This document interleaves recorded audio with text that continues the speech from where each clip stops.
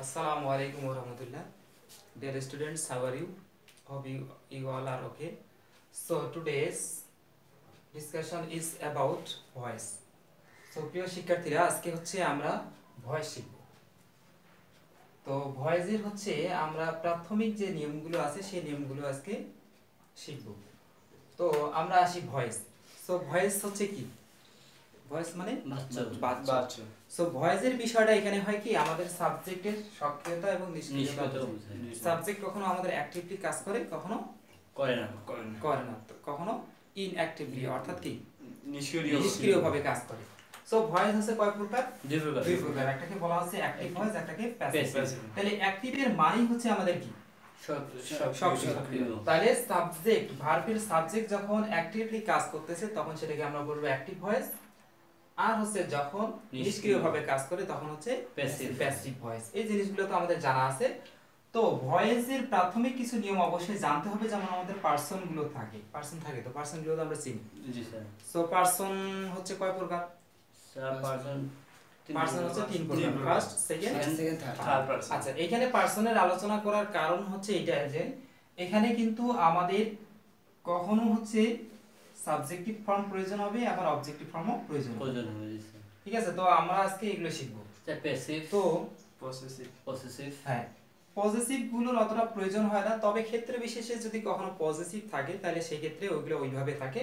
ওই কারণে তিনটা পার্টে নেওয়া হয়েছে আর কি, যে এইভাবে আমরা পারসন বুঝি। সো আমাদের প্রথমটা আছে ফার্স্ট পারসন। জি স্যার। সো ফার্স্ট পারসন গুলো কি কি? I, me, we. হ্যাঁ, তাহলে ফার্স্ট পারসনের মধ্যে আমরা সাবজেক্টিভ ফর্ম হিসেবে আই পাই, তাই না? আই পাই এবং উই পাই। তাহলে আই মানে আমি, উই মানে আমরা। আচ্ছা, গুড। তাহলে আই এর যদি আমরা অবজেক্টিভ ফর্মে যাই তাহলে আই এর অবজেক্টিভ ফর্ম কি? মি। গুড। এরপরে উই এর পজিটিভ, দুঃখিত, পজিটিভ নয়, উই এর হচ্ছে অবজেক্টিভ ফর্ম কি? আস। গুড। তাহলে এগুলো আমাদের জানা আছে যেহেতু আগে। এরপরে এদের কিন্তু পজিটিভ ফর্মগুলো আছে, যদিও আমাদের ভয়েসের ক্ষেত্রে অতটুকু প্রয়োজন হয় না, তারপরেও জানা রাখা ভালো। তো আই এর পজিটিভ ফর্ম আমরা জানি কি? মাই এবং হচ্ছে মাই। আচ্ছা, গুড। এরপরে হচ্ছে আমরা উই এর পজিটিভ ফর্ম কি? উই এর পজিটিভ ফর্ম হচ্ছে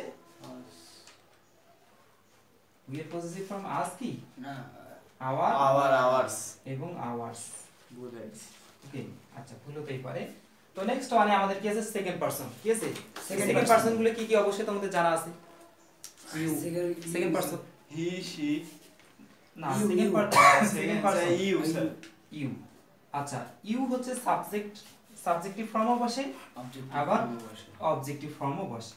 এরপরে এদের পজিটিভ ফর্মগুলো কি আমরা কি ব্যবহার করি? ইয়োরস এবং হচ্ছে ইয়োরস।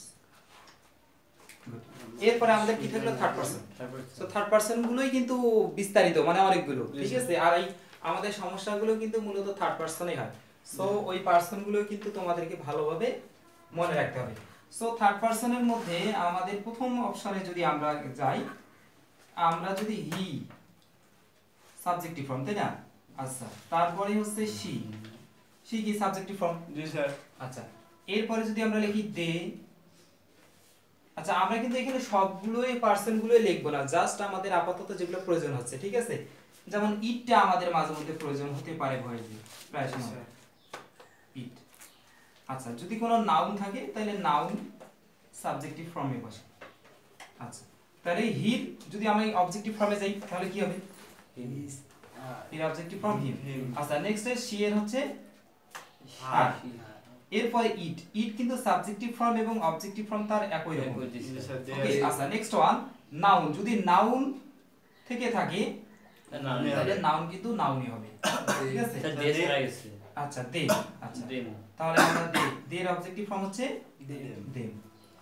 নাউন যদি থাকে না, মানে হচ্ছে যেহেতু আমরা অ্যাক্টিভ কে যখন প্যাসিভ করব, এটা নিয়মটা তো প্রাথমিক নিয়ম আমাদের অবশ্যই জানা আছে সবাই, যে হচ্ছে অবজেক্ট কে সাবজেক্ট। তো অবজেক্ট থেকে যদি সাবজেক্টিভ ফর্মে নিয়ে আসা যায়, যেমন এখানে যদি অবজেক্টিভ ফর্ম থাকে অ্যাক্টিভ ভয়েসের মি, ওইটাকে যখন সাবজেক্টে নিয়ে আসবা তখন তো ওইভাবে আর রাখা যাবে না, যাবে কি? তখন আমাদেরকে ওর সাবজেক্টিভ ফর্ম নিয়ে আসতে হবে আই। কিন্তু নাউন যদি থেকে থাকে তাহলে নাউন কিন্তু সাবজেক্টিভ ফর্ম থেকে অবজেক্টে গেলেও যেরকম থাকবে আবার অবজেক্ট থেকে সাবজেক্টে আসলে একই রকম থাকে। আচ্ছা গুড।